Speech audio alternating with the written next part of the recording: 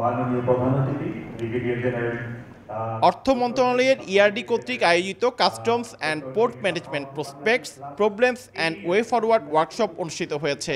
শনিবার সকালে চট্টগ্রাম বন্দর অডিটোরিয়ামে এর আয়োজন করা হয়। অনুষ্ঠানে প্রধান অতিথি হিসেবে উপস্থিত ছিলেন নৌ পরিবহন উপদেষ্টা। একই সঙ্গে অর্থ মন্ত্রণালয় সংক্রান্ত বিশেষ সহকারী সিনিয়র সচিব, নৌ পরিবহন মন্ত্রণালয় সচিব, জাতীয় রাজস্ব বোর্ডের চেয়ারম্যান, বন্দরের চেয়ারম্যান ও বন্দর ব্যবহারকারী বিভিন্ন সংস্থার কর্মকর্তারা উপস্থিত ছিলেন।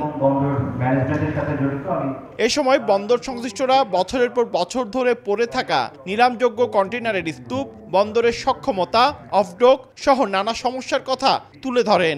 একই সঙ্গে চট্টগ্রাম বন্দরের প্রস্তাবিত নতুন মাশুল বাড়ানোর বিষয়টিও উঠে আসে আলোচনায়। নৌ উপদেষ্টা চট্টগ্রাম বন্দরের ট্যারিফ 1 মাস পেছানোর সিদ্ধান্তের কথা জানান। সেই সঙ্গে আন্তর্জাতিক অপারেটরদের না আনলে বন্দরের যেমন উন্নয়ন হবে না, তেমনি বর্তমান সরকারের আমলে বন্দরের অনেকাংশে উন্নতি হয়েছে বলেও জানান তিনি। শিগগিরই বে টার্মিনালে চুক্তি হবে বলেও জানান নৌ উপদেষ্টা। নভেম্বরের মধ্যে আমরা সাইন করতে পারবো। বে টার্মিনাল তো বাই ডিসেম্বর, আশা করি ডিসেম্বর না, বাই ডিসেম্বর আমরা করতে পারবো। যত ধরনের ডিজিটালাইজেশন এবং গ্রিন করিডোরে আমাদের ওপেন করার জন্য যে সমস্ত বাস্তবমুখী কাজগুলো করার দরকার, পোর্টে সেই কাজগুলো আমরা নিয়ে এগিয়ে যাচ্ছি। এদিকে এমপি কোটায় আনা বিলাসবহুল 30টি গাড়ির বিষয়ে নতুন সিদ্ধান্তের কথা জানান জাতীয় রাজস্ব বোর্ডের চেয়ারম্যান।